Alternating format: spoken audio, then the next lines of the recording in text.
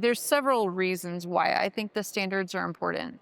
A huge part of it is the maturity. Yes.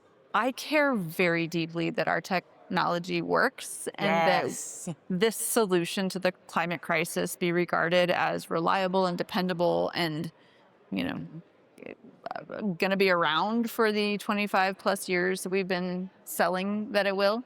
So I care very deeply about that. But the second piece is that I really want to show people that this is a career, not just a 1 year dead end job. Mhm. And so that's why the 4 level progression was important to me, that I didn't want to stop at the entry level because that doesn't paint the picture. Mhm.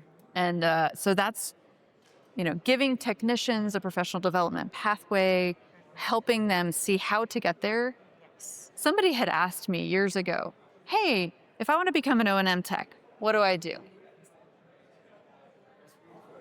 And I did not have a great answer. I said, oh, start as an installer for a few years and then work your way over. Mhm. And to me, that's an unsatisfactory answer. I want to be able to give somebody a crisp, clear, step-by-step how to Mhm. get into this career, because I think O&M jobs are great jobs. Yeah. On utility scale jobs, you're parked on a site. You don't have to travel.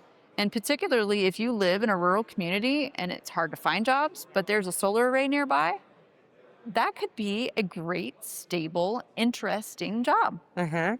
If you're doing this on residential and CNI, it's interesting for other reasons because there's a lot more variety and you get to see lots of different types of scenarios and different types of technologies. And I think there's a personality type out there Oh yeah. of people who like to fix things. Like Mhm. that's an aptitude that we look for. Um, so having a way to bring people in, train them, show them how to advance, like that's really exciting to me.